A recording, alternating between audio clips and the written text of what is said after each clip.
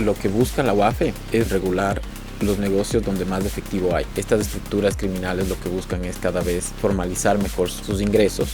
Hay estudios que en el país dicen que la cantidad de dinero de lavado supera los 100 millones de dólares al año. Ya nos tocó despedirle porque era un riesgo para la empresa, porque justamente la empresa era una empresa inmobiliaria, porque los abogados dentro del Ecuador también hay muchos que se dedican a este tema para lavar activos. Le acaban de meter preso, unos dicen que hubo un pacto con el gobierno, no se sabe al final del día. Las empresas inmobiliarias o las empresas de construcciones mueven mucho dinero a los empleados, a todo, entonces así es fácil de lavar el dinero. Entonces imagínate la plata que están lavando. Claro. Y lo hacen a través de compañías, básicamente. ¿Puedes contar un poco cómo se lava dinero en el país de forma sofisticada? A ver, como todo en la actualidad cada vez se hace más sofisticado, como lo dices, ¿no? O sea, estas estructuras criminales lo que buscan es cada vez formalizar mejor sus ingresos y lo hacen a través de compañías, básicamente. O sea, justamente ahorita lo que pasó con Fito. ¿Quién es Fito? Fito es uno de los narcotraficantes más grandes del país que justamente le acaban de meter preso. Unos dicen que hubo un pacto con el gobierno, no se sabe al final del día. Lo importante es que está preso. Ya. Al final del día es un criminal menos y lo que se busca es justamente limitar la actuación de esta gente. Pero hace un mes, justamente el Ministerio del Interior y el Ministerio de Gobierno lo que hicieron fueron incautar y, digamos, prohibir las acciones de más de 300 compañías que tenían relación con Fito.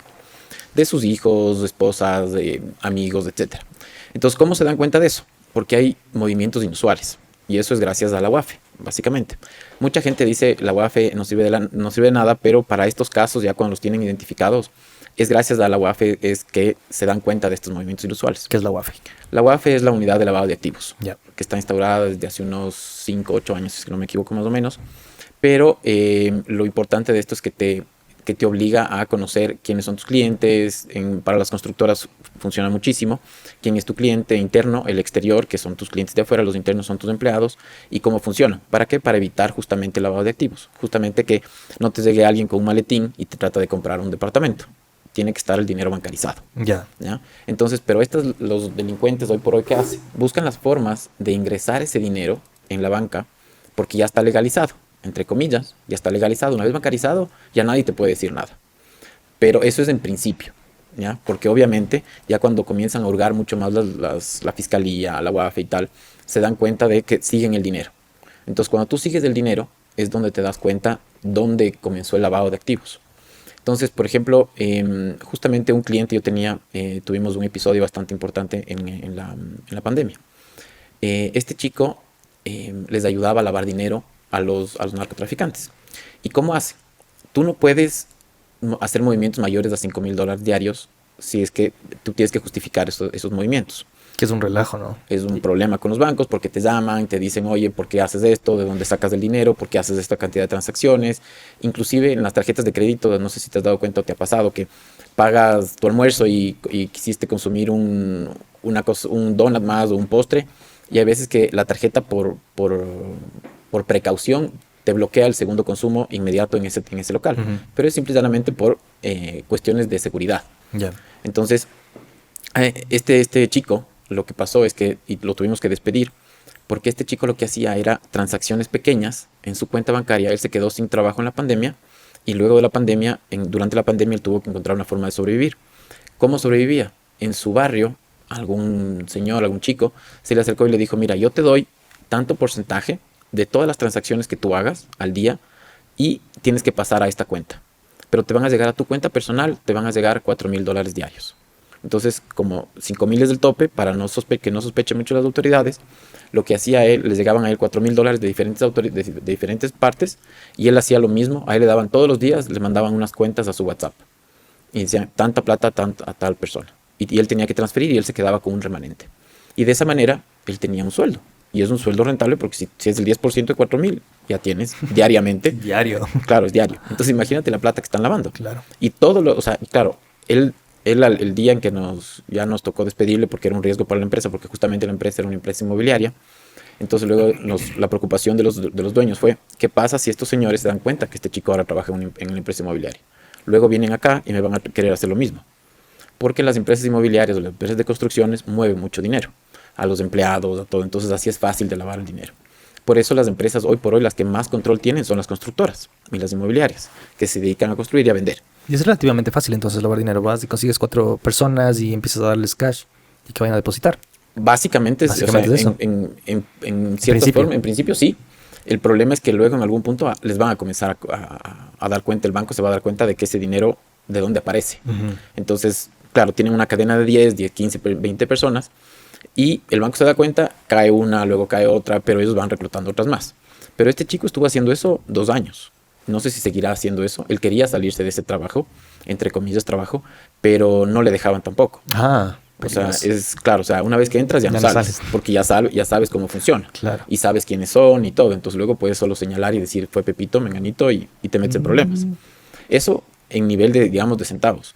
Si eso lo llevas, lo escalas a nivel corporativo, es cuestión de comprar bienes, vas regularizando, compras a través de testaferros, compra-venta de bienes a gran escala, y te metiste en un negocio de millones de dólares. Eso de compraventa de gran escala, ¿cómo funcionaría? Ya tendrías que estar en el sistema financiero en ese entonces, ¿no? Si voy a comprar algo de $1.000.000, ya tiene que estar eso en el banco, no creo que venga nadie. O sea, no, sí y no. ¿Por qué? Porque lamentablemente los abogados también sabemos cómo proteger ciertas actuaciones.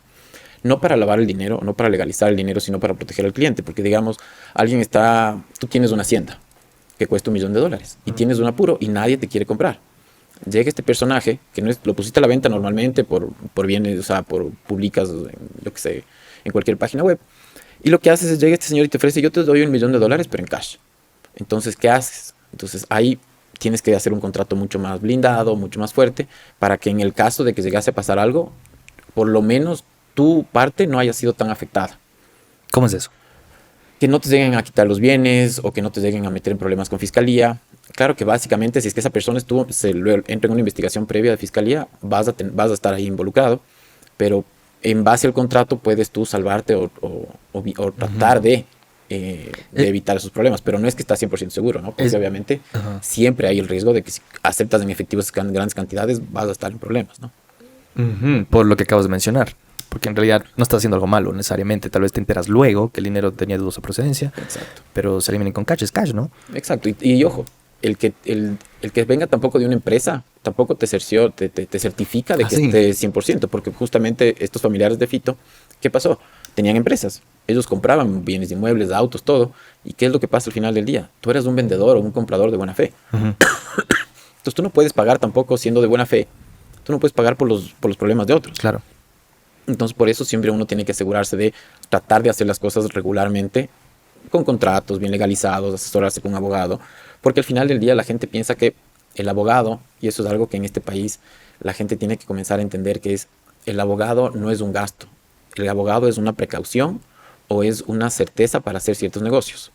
No es que te vas a blindar, no es que sin el abogado no puedes hacer negocios, no, puedes hacerlos, pero corres más riesgos porque el abogado se da cuenta de ciertas cosas. Entonces, o te trata de proteger de mejor manera. Y justamente hay abogados, digamos, buenos, hay abogados del lado bueno, hay abogados del lado oscuro de la fuerza también, como dicen, y esos también les ayudan a los otros a hacer las cosas. Tratan de regularizarlos mejor. Entonces, yo le puedo haber vendido un terreno a Pronaca, sí, Pronaca, porque ya dice Pronaca no pasa nada. Una empresa grande. Es una empresa grande, no pasa nada, pero si aparece una empresa, una SAS que fue constituida hace 6 meses y que de pronto tiene $1.000.000 de capital, es un poco sospechoso. Igual está bancarizado el dinero, igual está todo, pero siempre es un poco de sospecha. Entonces siempre tienes que tener un poco de precauciones cuando haces siempre de las compra y venta de bienes de inmuebles. Yo tenía entendido que si alguien venía te hago una transferencia, como ya está en el banco, ya no es mi problema, ya está, es decir, es dinero limpio. Entonces no tenía que preocuparme por más cosas. En principio es así. En principio. Pero si es que esa persona luego cae en investigación. En investigación previa de un tema penal, puedes estar involucrado en el proceso porque no regularizaste correctamente. Si es que regularizaste correctamente con medio contrato que dice que el dinero, tú te deslindas que el dinero y que esa persona está diciendo que el dinero es lícito. Eso es suficiente. Con eso, más otros problemas, otros temas, pero en principio con eso te salvas. Claro, porque es importante saber, tal vez, si es que sabías lo que pasaba, claro, te meten preso, pero si no tenías ni idea y puedes comprobarlo de alguna forma, argumentar eso, entonces es otro cuento también. Entonces, subámosle un poco el nivel, ya es más dinero.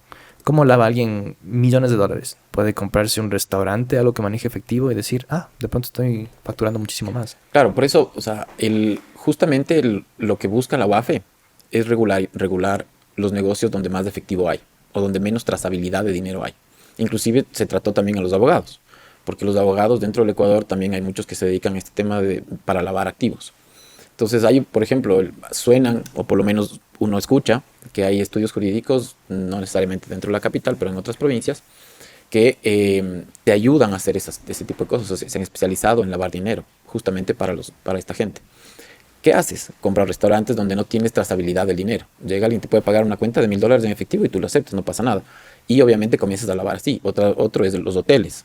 Y en los hoteles también. Sí, a ver, en los hoteles, ¿cómo haces? Tienes lleno el hotel, pero realmente no hay nadie. Entonces, ¿qué haces? Emites facturas a personas normales, pero que saben que está pasando esto. Y hay una trazabilidad del dinero supuestamente, pero realmente estuviste vacío. Entonces comienzas a meter dinero sin dar ocupación, sin dar el servicio. Entonces todo ese dinero va al bolsillo y lavaste dinero durante un año, un mes, lo que sea, y tienes ocupación 100%. Entonces, en principio, el SRI ni nadie va a sospechar de ti porque tienes facturas de las personas que han ido, pero realmente tú no diste un servicio. Entonces, inventario, o sea, ya el inventario adentro es cuando te das cuenta si es que han hecho lavado o no han hecho lavado, porque no hay movimiento de empleados, no hay comida, no hay nada. Entonces, si está repleto, tienes que tener comida, tienes que tener, etcétera, etcétera. Si solo hay ocupación, es un poco sospechoso. Pero esas son las cosas que ya se van dando, profesionalizando, digamos, estas personas, porque, claro, echa la ley, echa la trampa. Claro. En este país les encanta hacer, ese dicho es número uno. Entonces, sí, lamentablemente la gente se ha acostumbrado a buscar formas para evitar la regularización y tratar de meter la mayor cantidad de dinero en el país del lavado. Ojo, hay estudios que en el país dicen que la cantidad de dinero de lavado supera los $100 millones al año en el país. Entonces ahí te das cuenta que en realidad sí mueve la economía. Claro que sí. Porque dices, o sea, es una locura la cantidad de bienes que se compran o restaurantes y vida nocturna que hay y todo porque no te das cuenta. Pero claro, cuando ya comienzan a darse cuenta que, digamos, justamente comenzó el gobierno de Novoa, hubo más digamos, control a los lavados de activos y todas estas cosas, la economía en el país comenzó a bajar. Porque no, ya tienes más prohibiciones, entonces ya no circula tanto dinero. Y eso te das cuenta inmediatamente en las notarías, en los restaurantes. O sea, para mí un parámetro bueno es o sea, vas a una notaría, si hay gente en la notaría es que la economía está bien, porque eso significa que hay compra-venta de cosas, porque ahí regularizas todo. Pero vas a la notaría y no hay nadie, la economía del país está golpeada, porque nadie hace transacciones. Entonces, siempre ves cosas, inclusive para las compañías, tienes nombramientos, contratos, etcétera, todas esas cosas que ves del día a día. Entonces, ahí ves realmente si es que la economía está golpeada o no está golpeada. Y claro, hay veces que llegas a las notarías y están hasta los techos y dices, ok, estamos bien.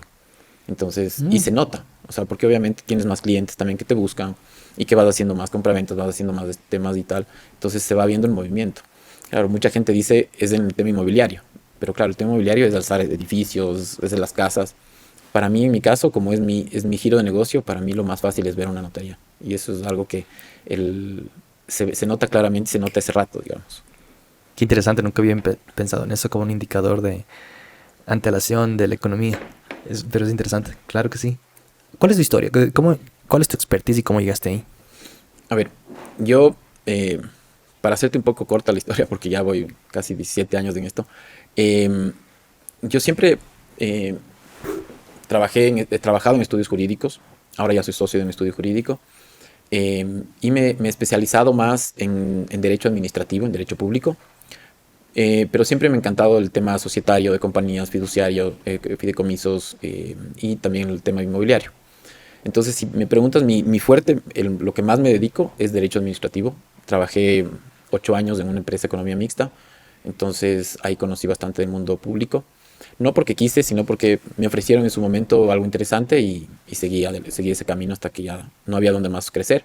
Y de ahí ya salí a formar parte de estudios jurídicos. ¿Y conformaste bancos? Me contabas también. ¿Has conformado bancos? En un estudio jurídico que comencé justo antes de irme a esta empresa de economía mixta. Ahí trabajaba, el estudio jurídico se dedicaba mucho a derecho bancario. Y ahí constituimos algunas cooperativas, que algunas de ellas ya son bancos hoy por hoy. Y en ese estudio jurídico también asesoraban algunos bancos. Entonces también me he dedicado a eso y me ha encantado siempre esa rama. Por cosas de la vida llegaron estos clientes y nada, me fui por ahí y me despegué un poco del camino bancario. Es bien difícil, es un nicho el derecho bancario, entonces es como que ya sales de ahí y ya es complicado mantenerte en ese tema porque tienes que tener el cliente para poder dedicarte a eso. Si es que no tienes, claro. no sigues las regulaciones, no sigues nada. he tenido ocasionalmente un par de demandas en contra de bancos y algunas exitosas, otras no. Pero cada vez es más, es divertido y he tratado siempre de mantenerme al tanto de las regulaciones y todo eso de las cooperativas, de los bancos, porque siempre es un mundo interesante.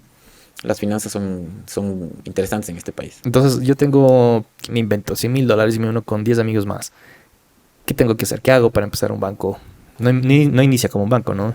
O sea, puedes iniciar como un banco de la noche a la mañana. ¿Con qué Tienes capital? $2 millones. Ya. Entonces, y varias regulaciones más, ¿no? O sea, tienes que tener cumplir muchísimos requisitos. Entonces, si es que tienes la capacidad económica y puedes, Ujú. dale. Muchos dicen que hay una prohibición, digamos, de los otros banqueros de que entre gente de otros bancos al país y tal. Es un poco difícil, pero al final del día, si es que pueden un poco muñequear, pueden un poco eh, parar que tú entres. Pero al final del día, si cumple los requisitos, venga quien venga, debería poder aplicar y debería Ujú. poder cumplirlos. O sea, y si ya cumples, tienen que aprobarte. Enséñame un poquito el negocio. Entonces, iniciamos de pequeño hasta grande. Entonces, ¿con cuánto puedo iniciar qué? Ya no es un banco, es otra constitución, es otra figura. A ver, hoy por hoy ahorita salieron justamente las asesorías de finanzas personales ¿Ya? de FinTech, que lo estuvimos conversando, y estas empresas de financiamiento de FinTech para la bolsa, para hacer trading, ellos van a funcionar como una especie de banco pequeño. Ya es como una ola a nivel mundial, es algo que el Ecuador ya estaba muy atrasado y muchísima gente lo hace. Entonces ya es algo que tributariamente ya comienza, me imagino, que afectar al bolsillo del país, porque es mejor legalizar un tema de trading Claro. y que comience a tributar toda esta gente que se dedica a eso, antes que sea simplemente dinero negro Ujú, y que sea visto tal vez como una especie de lavado de activos. ujú. Pero realmente es un trabajo que está regularizado en cualquier parte del mundo. Y es bastante difícil también. Es como ser doctor. Exacto. O sea, todo tiene su ciencia. Ajá. Entonces, pero no porque no esté regularizado significa que está malo. Ujú, ujú. Entonces ya el país, por suerte, está regularizándose. Y digamos, este tipo de empresas tienes dos facetas. Una, si solo es de asesoramiento, es un asesoramiento a terceras personas, tienes que tener contratos mercantiles y tal. Y la otra ya es de asesoramiento para empresas que capten dinero. Digamos, no captar dinero, sino ya pueden retener fondos de los clientes que les vayan a dar a los clientes para hacer las inversiones, y eso tiene que tener ya un capital mínimo de $200,000, tienes que tener un control de riesgos, tienes que tener ya una metodología, tienes que especificar cómo vas a hacer tu trabajo de forma anual, más o menos como un banco, ¿ya? Tus métricas, tus ganancias, tus problemas, si es que tienes algún problema, si es que pasa algo en la bolsa internacionalmente, tienes que comenzar a decir, tienes que declararlo, notificarlo directamente a la super de bancos. Y ya se vuelve un negocio ya mucho más regularizado. ¿Y qué evita eso? Que evita que haya negocios piramidales, que le estafen a la gente en la esquina diciendo que van a ganar el 20% mensual o lo que sea. Entonces, de esa manera también comienzas a limpiar el mercado. Ujú. Porque ya los Claro. regularizados, ellos pueden hacer lo que quieran. O sea, dentro de las leyes pueden actuar, pero mientras los que no están fuera, ellos están igual en otro espectro y ellos sí pueden ser denunciados y todas las cosas. Y si la gente no... Ojo, lo que se busca también es que la gente esté segura con sus inversiones. Obviamente en la bolsa y trading siempre hay riesgos porque no es un negocio, o sea, todo negocio tiene riesgos, pero tal vez en el trading y eso tu riesgo es más palpable porque haces una mala transacción y perdiste todo tu dinero. Ujú. En un negocio puedes meter la pata varias veces y puedes seguir saliendo adelante. Hay cosas obviamente que ya te quiebran ciertos negocios, pero ya son cosas mucho más grandes. En cambio, en el trading tú sabes que o yo qué sé, invertí mal $5,000 y perdí los $5,000. Ujú. No hay vueltas que dar. Ujú. Entonces sí funciona de esa manera, pero tienes desde ahora estas empresas que te digo que pueden comenzar a hacer fintech y hacer trading de bolsa. Tienes pero las cooperativas están en otra regulación, que están bajo la superintendencia de control de economía popular y solidaria. Entonces ellos tienen una regulación especial. Ya antes en el país se podían constituir o sea, cooperativas como Canguil, digamos. Ya. Y se hicieron en un momento dado muchísimas cooperativas. Lo que trató el Estado es de regular y ya no se permite hacer más cooperativas porque fue una forma de también, creo yo, también de lavar dinero y de que la gente se organice mejor. Porque las cooperativas es chistoso porque, digamos, tienes el caso de Mushugruna, que es el dueño, un espectáculo Cuéntanos un poquito quién es. Para alguien que está en Chile y no sabe quién es. eh, a ver, el dueño de Mushugruna es un equipo de fútbol. Él lo que hizo fue, en base a la cooperativa que él tiene, él financió su equipo de fútbol de Otavalo y es muy autóctono de él porque él se pone su poncho y todos los del, los del equipo de fútbol es chistoso porque además les hace hacer trabajos físicos en agricultura y tal, para como de entrenamiento, no por esclavitud ni nada de eso, sino que es un tema muy autóctono de él y lo lleva muy orgullosamente, que me parece bien, pero él todo su dinero lo hace a través de su cooperativa. Él tiene un gran éxito en su cooperativa, pero lo gracioso de la cooperativa o lo particular de la cooperativa es que todas las personas que van a abrir una cuenta se vuelven socios. Entonces todos comienzan a tener voz y voto en la cooperativa. Entonces lo difícil es mantener el control de la cooperativa porque tienes 200.000 personas que son cuentavientes y que se convierten en socios de la cooperativa. Entonces ahí es el problema de que quién es el que maneja la cooperativa y quién pone el gerente en la cooperativa, porque hay las juntas y es a votar, entonces por votación popular. Entonces tienes 100.000 personas, 100.000 socios, los 100.000 te tienen que apoyar o la mayoría. Entonces ahí es cuando muchas de las cooperativas pierden el control y lamentablemente por malas decisiones de los socios, porque se juntan algunos, votan mal, le ponen al gerente amigo de ellos y este amigo de ellos no tiene ni idea de finanzas y quiebran las cooperativas. Coloca mal dinero, da créditos demasiado fáciles, etcétera, etcétera. Y hay el caso de que hay cooperativas muy grandes, hoy por hoy, tal vez la YEP es la más grande del país, que podría decirse que está en el tercer o cuarto puesto a nivel nacional sobre los bancos. Entonces, justamente también ahora a las cooperativas le están dando la oportunidad, entre comillas, porque es un tema obligatorio, si es que si cumples ciertos requisitos, te van a transformar a banco. ¿Para qué? Para evitar justamente que alguien que no sepa de finanzas o que no sepa que no esté en el giro de negocio, tome malas decisiones sobre tanta gente que está metiendo ahí su plata. Entonces, ¿qué es lo que se busca? Es precautelar que haya quiebras masivas, porque quiebra una cooperativa grande y olvídate, imagínate la cantidad de gente que va a haber y la plata de dónde se va a sacar y quién es el que tiene que responder al final del día, el Estado. Entonces, todos esos problemas lo que se busca es tratar de evitarlos y que estén más regularizados. ¿Y de mutualistas subimos a mutualista? No, esas son las cooperativas. Ya. Las cooperativas pasas a mutualistas o a bancos. Ya. Y ellos ya tienen las regulaciones de la superintendencia de bancos. ¿Cuál es la diferencia entre un mutualista y un banco? Ahí me tomaste la lección, la verdad. Bueno, ¿cuál es el nombre? Entonces, pero me parece, es buen negocio, me contabas. ¿Por qué? Sí, a ver. Y lo que estoy aprendiendo contigo es que no es imposible iniciar uno tampoco. No, para nada. Puede ser difícil, necesitas capital, traer gente, pero Sí. cualquiera podría hacer un banco. Sí, cualquiera puede ser un Wow. banco si es que tiene cumple los requisitos. Ujú. Y también puedes tener cooperativas, que tal vez es el paso anterior que puede ser un poco más fácil. No obstante, tienes que hacer un buen due diligence de las cooperativas, porque muchas veces se manejó el dinero como una hacienda. Entonces no sabes bien cómo está bien estructuradas las finanzas de las cooperativas.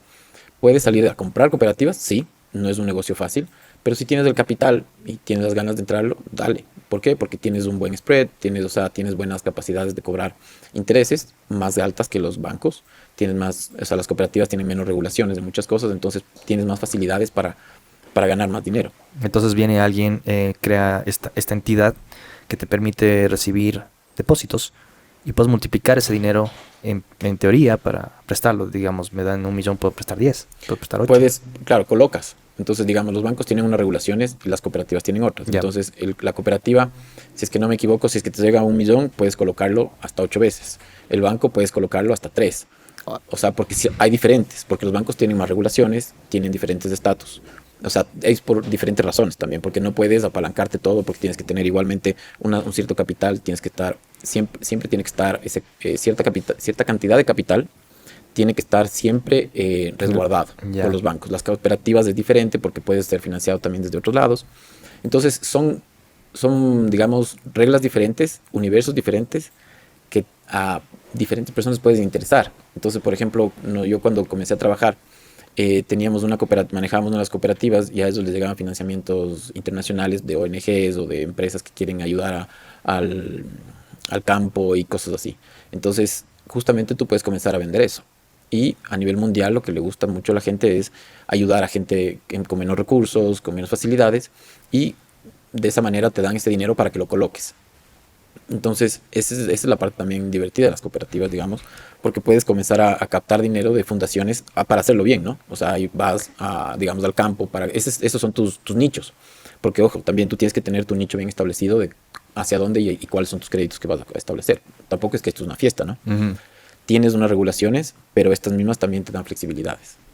Es un negocio al final del día. Es un negocio y Tienes es un ingresos, negocio. tienes gastos. Claro, o sea, pero es rentable, que rentable, rentable, por eso hay tantas. ¿A qué tasa están prestando el día de hoy? Las cooperativas del 16 al 20. ¿Y reciben al? eh, ya eso depende cuánto reciban Claro. del crédito internacional, pero digamos, igualmente cuando tú haces una inversión en un banco, en una cooperativa, para una tasa de rendimiento, te pueden dar del 9 al 11, que es altísimo, y los bancos en cambio están del 5 al 8. Entonces, es más riesgo la cooperativa porque, digamos, es menos regularizado, pero eso no significa que están mal. No, por supuesto. Pero mi punto es, y puedes multiplicar esos márgenes, digamos que hay 10 puntos, 5 puntos, por 8. O sea, sí es un buen negocio, si es que se Claro. maneja re bien. O sea, o sea, tú que te dedicas a las finanzas y eso, o sea, sabes que al final del día tener un crédito, o sea, prestar al 16% es una locura. O sea, Que es el caso del día de hoy Es en el este caso, país. exacto. Entonces, claro, por otro lado, también tienes el crédito de consumo, también en los bancos, también es del 16 en algunos casos, pero la facilidad de la cooperativa es que vas del 16 hacia adelante. No hasta el 100%, pero tienes hasta el 20, el 22%. Creo que está 21, ajá. En cambio, el banco el 16 es el máximo. Ya. Entonces no puedes subir de ahí. Entonces tienes también esos límites. ¿Por qué los bancos tienen límites más establecidos? Justamente por el tema de apalancamiento crediticio y tal, que ya son temas de justamente las regulaciones bancarias que les exigen a los bancos. O sea, tú para poder colocar esa cantidad de dinero, los bancos les exigen también tener ese resguardo mucho más solidificado y más digamos, estructurado. Es decir, que estos mutualistas, los mutualistas, pueden ir, digamos, a Holanda y decir, miren, quiero dar más crédito y agilitar la economía en Zamora Chinchipe, o en las afueras de una ciudad, en el rural. Ellos dicen, bueno, aquí te damos, digamos, 7% en 2 millones. Esos 2 millones, ¿qué pasa? Entran a la mutualista y se pueden convertir en O sea, 8 veces más. claro, o sea, porque puedes colocarlo de diferente manera también, ¿no? Entonces, sí, justamente son microcréditos rurales, ¿ya? Entonces, firman los contratos, etcétera, etcétera, y lo que te da hasta donde te exige la cooperativa te da esas facilidades de poder colocarlo con más facilidad y poder tener una mayor rentabilidad. Entonces, justamente, eso es lo que tú buscas, ¿no? No obstante, el riesgo está del otro lado también. Cómo manejas correctamente la cooperativa si es que no tienes el control 100% certero durante cierta cantidad de tiempo. Porque cada 4 años, digamos que los estatutos están establecidos, tienes que escoger un nuevo gerente. Entonces vienes a los 4 años y ya no tienes los 10 amigos que tenías inicialmente, ya son 100.000 personas porque has colocado 100.000 créditos. Entonces todas estas personas al final del día tienen que votarte otra vez para tú poder seguir creciendo. Entonces ese también es el riesgo de la cooperativa, ¿no? Interesante, oye. Wow. Entonces, parece que es algo que es difícil, se tiene que entender, pero una vez instalado, puede imprimir dinero eso, ¿no? O sea, Como muy pocos negocios que he visto en mi vida, al menos. Sí, o sea, son buenos nichos. Yo siempre he dicho que yo creo que hay una gran posibilidad en sacar el jugo a las cooperativas porque creo que son productos buenos. Primero que ayudas, porque la mayoría son microcréditos a temas rurales. Y se puede ayudar a la gente al final del día y tú haciendo también dinero. Tienes facilidades de ganar un poco más dinero que los bancos. Corres más riesgo, tienes costos operativos más altos. Exacto. Y al final, como una entrevista que recién sacamos, el costo más alto es el del crédito que no hay. Así es. Entonces sí, hay una labor social también detrás. No es gratis, lamentablemente. Ojalá pudiese haber más competencia y que los costos bajen, pero es difícil. Sí. Por algo hay las tasas que hay. Sí, o sea, las tasas están establecidas por algo. Porque si es que no habría tasas, imagínate, podrían cobrar como chulco. Claro. Entonces, pero al final del día es un negocio establecido y es un negocio 100% regularizado que es rentable. Es rentable y yo creo que básicamente se puede hacerlo mucho mejor. ¿Qué es un negocio fiduciario? A ver, los negocios fiduciarios son negocios que se hacen a través de las fiducias. ¿Qué puedes hacer? ¿Qué negocio puedes hacer a través de una fiducia? Es infinito. ¿Qué es una fiducia? La fiducia es una empresa que constituye fideicomisos, que son personas jurídicas autónomas, las cuales se les proporciona una información a los fideicomisos y por parte de los beneficiarios o los constituyentes, que son, digamos, los que constituyen el fideicomiso, y le dan órdenes al fideicomiso para que las ejecute. Es decir, es un fideicomiso, es como un bufete de abogados. Y yo, ¿no? No. El fideicomiso es una empresa ¿Ya? que es una empresa estructurada específicamente para eso. Solo puede hacer fideicomisos. Y este fideicomiso, lo que te hace, esta fiduciaria, lo que te hace es, tú vas y, digamos, el fideicomiso más conocido que hay es el fideicomiso inmobiliario. Entonces, quieres construir un edificio, entonces vas al fideicomiso y le dices, a ver, quiero construir este edificio, estas son las pautas, voy a hacer estas características, quiero que se pague de esta manera, y eso es lo que te hacen es controlar el flujo del efectivo, Entonces, justamente para que no haya fugas del efectivo. es decir, es un grupo de contadores y abogados, dirías tú. Y administradores, Administradores también. ajá, Ok. de negocios que te ayudan a que el negocio siga su ritmo sin interferencia de terceros. Es Por decir, ejemplo, es como un programa, ¿no? De computadora. Voy y le digo, quiero que esto suceda en el siguiente año. sí, Y estas son las reglas. Vaya. sí, estableces tus reglas y evitas de que, por ejemplo, el dueño de la empresa constructora vaya y se compre un Ferrari el día 2, porque no está dentro del flujo, tú tienes que presentar tu flujo, tiene que estar estructurado, y si es que está bien justificado, el fideicomiso te autoriza los pagos. Mientras yo llego y soy el dueño y digo, quiero mi Ferrari, no señor, usted se puede comprar su Ferrari cuando tenga su utilidad, al final del ejercicio. Mientras tanto, tengo las prioridades, que son construir, la mano de obra, o sea, el materiales, etcétera, etcétera. Entonces, y así puedes estructurarlo para cualquier negocio, ya sea un negocio presente o un negocio futuro, como suele pasar que es ahora también que se hace para el tema de las herencias. Entonces pones tu herencia en un fideicomiso y que se reparta con ciertas instrucciones. Que cuando mis nietos cumplan 18 años o se vayan a tal cosa, se pague la educación de todos mis nietos. Si quieren coger un pedazo de fideicomiso, tienen que tener 3 títulos, 4 títulos, lo que sea, de tercer nivel o cuarto nivel, y así sucesivamente. Y también, obviamente, es un costo que tienes mensual, pero al final del día es un costo administrativo que tienes un administrador y un contador. Entonces ellos te reportan. Como mínimo. Exacto. Y te reportan todo lo que está pasando. Si es que tienes problemas con un fideicomiso, igualmente la ventaja también es que la demanda va al fideicomiso. Ya no va a la persona que lo constituyó. Entonces también tienes esas ventajas. Tienes un blindaje dentro del negocio. Entendido. Ok. Y en Estados Unidos, cuando quieres comprar un carro, tal vez en compraventa, hay un periodo en el que el título se registra a tu nombre. Entonces hay como esta área gris, igual que aquí en bienes raíces o en cualquier parte. No es inmediato, ¿no? Entonces puedes registrarte, firmar notaría, pero podría haber un problema el día 10, ¿me entiendes? Entonces allá lo que se utiliza son fideicomisos, donde uno viene y pone, aquí está mi dinero, vuelvo en 10 días o lo que sea. El otro pone los títulos y el fideicomiso se encarga en que todo esté en orden. También se hacen autos. Aquí no se hace algo así parecido. Sí. Sí se hace. O Entonces sea, se puede comprar un auto a través de un fideicomiso y garantizar que... sí, o sea, a ver, eso es lo que haces justamente con los bienes inmobiliarios, Ujú. en los fideicomisos inmobiliarios. Tú vas y le pagas al fideicomiso el dinero del departamento. Y al final del día, cuando tú terminas de pagar el departamento, lo que hace ya la fiduciaria es, primero ya declara la propiedad horizontal y ya te entrega tus derechos de acciones. Porque tú lo que compraste es un derecho de acción sobre ese fideicomiso. Un porcentaje que equivale a tu departamento Ah, ok. o que equivale a tu auto. ¿Y se puede disolver eso luego para que tengas Claro, la se escritura? se Ok. disuelve y te dan las escrituras y tú tienes tus escrituras de tu departamento o te dan el contrato de tu auto y tal, ya a tu nombre y sale perfecto. Ujú.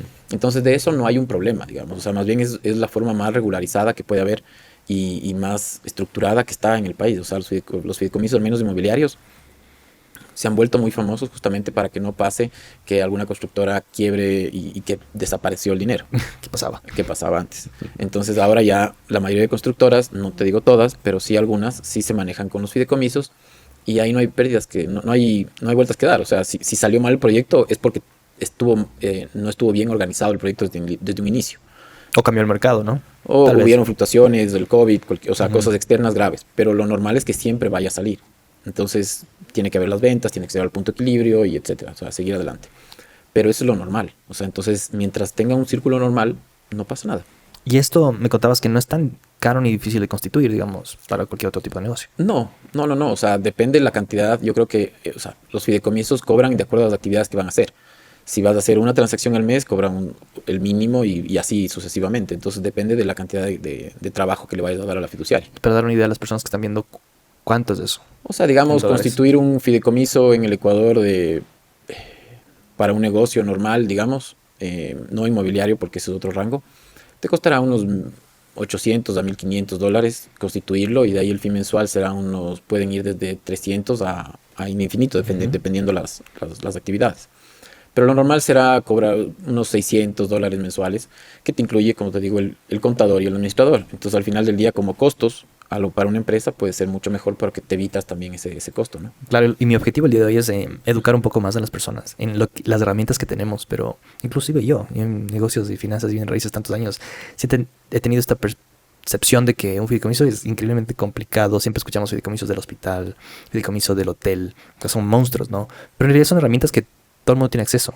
Sí, y lo mejor del fideicomiso es que es un traje hecho a medida.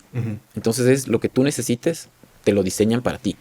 Entonces, esa es la ventaja del fideicomiso. Es una formalidad, pero te ayuda a desarrollar el negocio y lo mejor del fideicomiso es que transparentas las cuentas.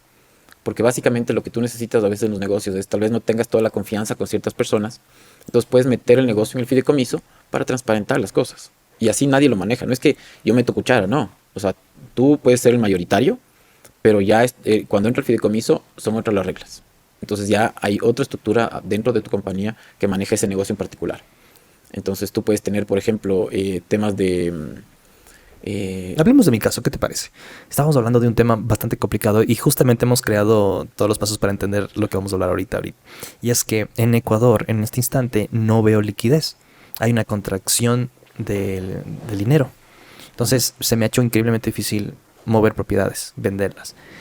Y lo que se me ha ocurrido es, debido a que los costos de los créditos, al menos a empresas, son más altos que los hipotecarios, unirme con una empresa para utilizar mi propiedad, digamos, como parte de un nuevo crédito. Un aval. Un aval. Y ese crédito sería mucho menor, sería mucho más largo y los pagos serían mucho más asequibles para la empresa, lo que da flujo de caja para expandirse o comprar otra empresa o lo que sea. Y tú me decías, ¿qué me sugerías ahí? Me decías, haz un fideicomiso. Y es cuando me quedé, wow, pero eso es carísimo. Y me decías, no tanto, mira. ¿Cómo le ves tú eso? O sea, ya hablábamos de un monto un poco más alto, pero dependiendo del monto, sí te da una tranquilidad el fideicomiso, justamente porque la otra opción es, tienes algunas opciones, pero una opción es compra de acciones de la compañía, y a veces, obviamente, como son empresas nacionales, no les gusta, o tal vez internacionales tampoco les gusta tener accionarios, o sea, accionistas en otros lados. Y también dicen, ¿para qué le voy a dar mis acciones si es que va a entrar 3 años y se va por el día pago el crédito y tal? Entonces prefiero hacer otras formas de negociar. Entonces, ¿qué puedes hacer? Puedes poner esa parte del negocio dentro del fideicomiso, en el cual se estructura como tú lo necesites. A ver, vas a sacar un crédito en base a esto, el dueño real, o sea, el dueño es Ney, y Ney lo va a hacer como un aporte a capital de la compañía, y contablemente eso se establece dentro de la compañía para que eso luego se le pague, se le restituya el bien al final del crédito, y dentro de ese también se le puede dar un rédito sobre sus garantías. Entonces, básicamente tú estarías cobrando un fee anual por tus garantías, resguardando la parte del negocio que tú necesitas que vaya bien para pagar tu garantía. Porque si no, obviamente, tú pones tu bien y el otro quiebra y gracias, se fue con tu dinero y tú perdiste tu bien. Entonces tú te quedas te quedas en el piso, en el aire. Entonces la idea es resguardarte a ti en base de un negocio, un fideicomiso, para que ellos tampoco puedan quebrar, digamos, entre comillas, mientras tú estés en ese negocio. Y eso implica que los dueños del negocio tienen que dar más respuestas, supongo, al fideicomiso, ¿no? Ahora es un nuevo socio que tiene. O sea, no necesariamente tienes que dar más respuestas. Más papeleos, más cuentas, tal vez pedir aprobaciones para ciertos gastos. O sea, eso sí, porque o sea, los gastos en general ya pasan a autorización del fideicomiso. Entonces, uno le estructura también al fideicomiso. Entonces, los gastos superiores a $20,000 ya tienes que tener aprobación ¿de quién? Del directorio del fideicomiso. Entonces ahí ya entra el directorio del fideicomiso, ya vas a estar tú, estaba el fideicomiso, va a estar el dueño de la empresa. Entonces ahí ya pueden tomar las decisiones más en conocimiento. Entonces si el man te dice igualmente, el ejemplo del Ferrari es el más popular. El dueño quiere irse a comprar un Ferrari y tú dices, no, porque estamos viendo que no te da para el Ferrari. Entonces espérate cuando acabes y ahí ya, o sea, paga el crédito, págame a mí y luego te compras tu Ferrari. Pero mientras estamos en este periodo, y el fideicomiso sí tiene la facilidad de decir, hasta aquí. Entonces el fideicomiso le puede parar, puede decir, esto no voy a pagar. Y punto.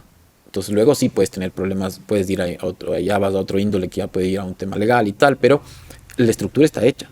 Entonces no van a poder mal utilizar el dinero mientras esté protegido bajo el fideicomiso. Entonces eso te da la tranquilidad a ti de poder hacer estos negocios sin arriesgar tanto tu capital, porque al final del día siempre es un riesgo el negocio.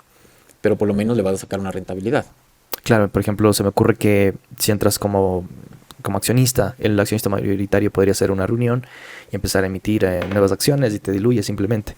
Entonces cada vez tu participación es más pequeña, por ejemplo. Sí, o sea, ese es uno de los ejemplos. Uno de los varios ejemplos. Claro, o sea, la otra simplemente es la junta, como él tiene mayoría, o los que hacen mayoría, dicen vamos a vender el bien, o no vamos a cumplir con el crédito. O sea, pueden hacer cualquier cosa. Indistintamente de que eso esté bien o mal, porque ya la vida de la compañía es otra cosa, pero de que pueden hacerte cosas para no pagarte o para perjudicarte ya en su momento, lo pueden hacer. Entonces ahí entras tú también en otro tema. O sea, si es que no tienes más del 30% o el 10% en diferentes tipos de acción de sociedades, no puedes hacer quejas en la superintendencia de compañías. Entonces, si es que tienes un buen capital dentro de las compañías, sí puedes hacer quejas. Y esas quejas pueden llevar a que se le intervenga a la compañía por parte de la superintendencia de compañías. Pero si es que no tienes ese nivel accionarial, no cuenta en nada. Entonces, esas son cositas que luego ya vas viendo ya en el día a día que tienes que ir viendo para proteger a los inversionistas. O sea, en este caso tú que vas a poner un bien para que ellos puedan sacar un crédito. Que al final del día tú les estás dando una mano, pero te están pagando, sí, pero tú eres sin ti no van a poder tener el crédito. Entonces eso tiene un valor. Súper interesante. Oye, qué interesante. Y espero que los que estén viendo también estén teniendo ideas de cómo estructurar nuevas cosas. ¿Tú has comprado pymes? Negocios pequeños, has ayudado con ese tema. ¿Qué complejidades hay? Edúcame un poquito. No, o sea, como todo negocio yo creo que la parte legal es la última que entra, porque al final del día los negocios tienen que ser funcionales, o sea, siempre la parte financiera, ¿no? Entonces, una vez que hayan hecho las personas la parte financiera, lo que se hace es justamente la transferencia de acciones, y en la transferencia de acciones hay ciertas particularidades que tienes que tener en cuenta, que son los daños ocultos, la parte que capaz que nunca apareció en la contabilidad. ¿Quién es responsable de esas cosas? Las liquidaciones de los empleados, qué pasa con los empleados, qué pasa con los activos, los pasivos de la compañía. Entonces, esta parte ya es obviamente, digamos, primero es la parte financiera y de ahí entra la parte legal, que es justamente ver activos, pasivos, si es que funciona realmente si es que está bien estructurado el negocio. Si es que no hay daños o si es que no encuentras nada raro, entonces sigue adelante. Pero justamente en la parte legal es donde se suelen caer los negocios. No porque los abogados odiemos el negocio, al menos yo soy pro negocio 100%, pero hay veces que llegan con un negocio y te dicen, no, pero tienes unos pasivos demasiado altos y es un contingente muy alto para ti.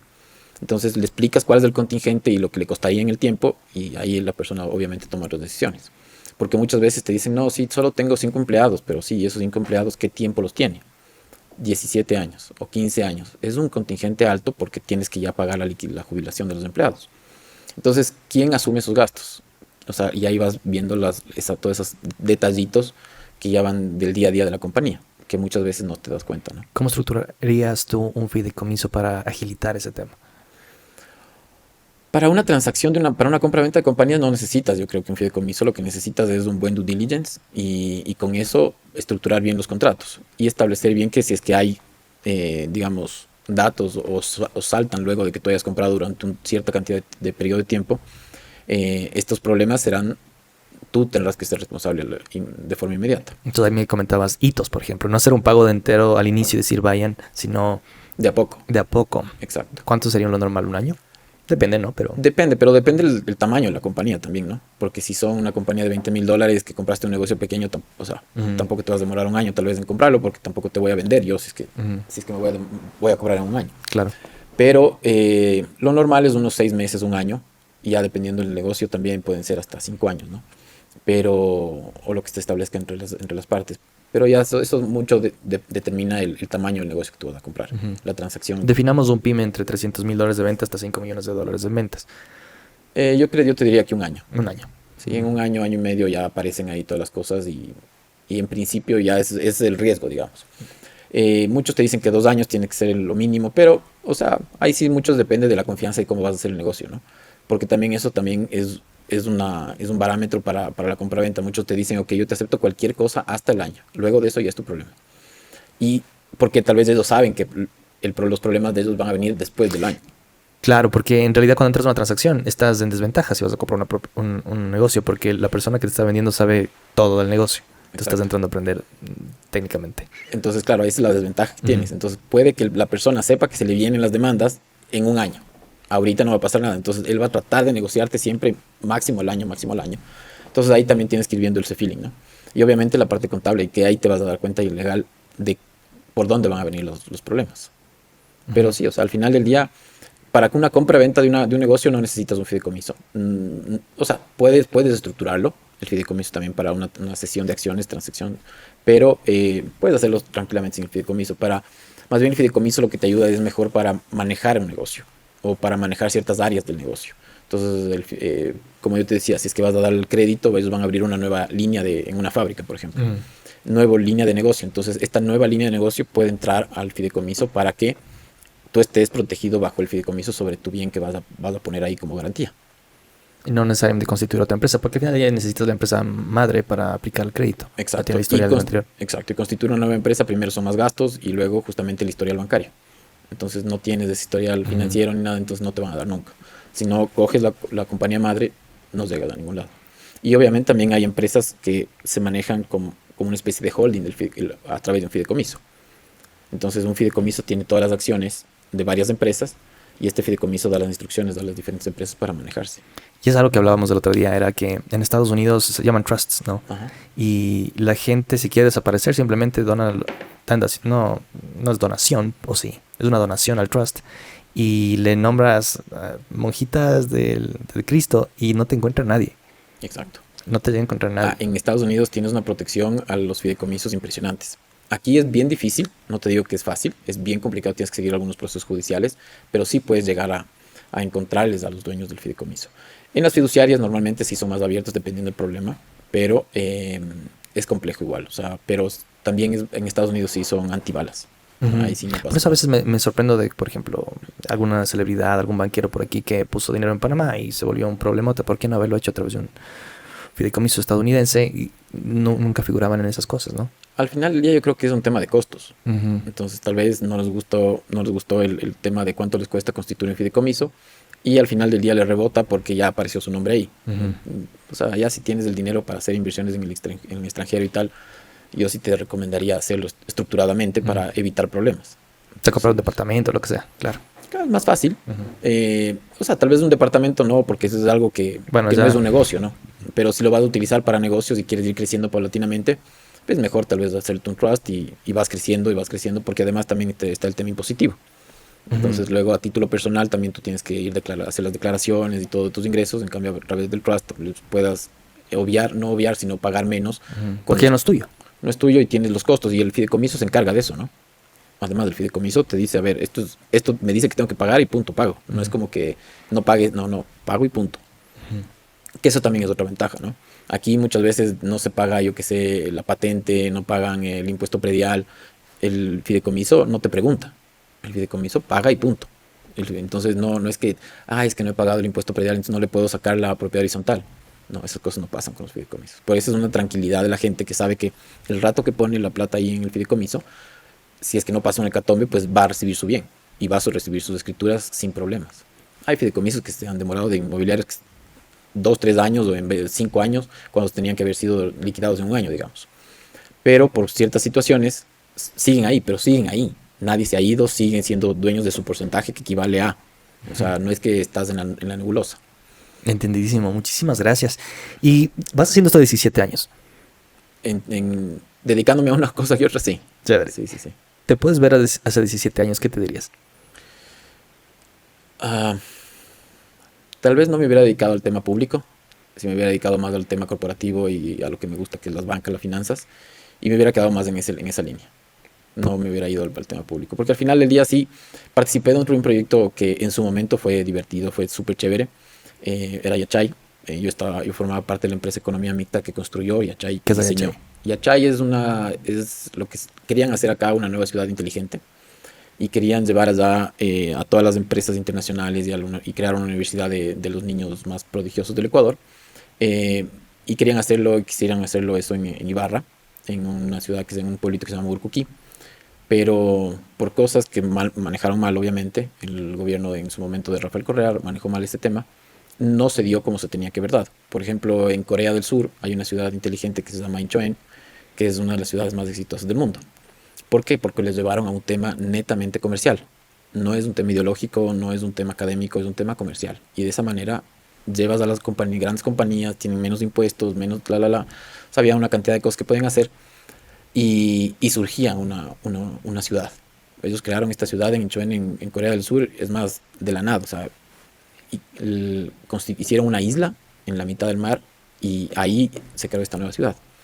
Entonces son cosas que se hicieron bien. Son pocas las ciudades de estas inteligentes que llaman a nivel mundial que han funcionado. Las que han funcionado son las que se van netamente al tema comercial, no al tema ideológico.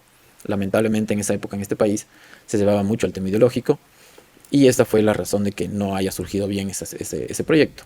Aparte de otros temas de corrupción y tal, pero yo creo que lo más importante fue el tema ideológico. Porque no le vas a convencer al gerente de la IBM, al gerente de Hewlett Packard, de lo que sea, de la Toyota, que es un tipo que juega golf en Hong Kong o donde sea, que venga a meterse en un pueblo donde no hay nada y que no tenga ningún beneficio y que quieran hacerlo peatonal y cosas así. Entonces más bien tienes que darle el otro lado, ¿no? O sea, venderle todo para que sea atractivo para ellos. Aparte el tema impositivo, pero al final del día somos personas. Entonces, ¿a quién tienes que convencer? ¿Al de abajo o al de arriba?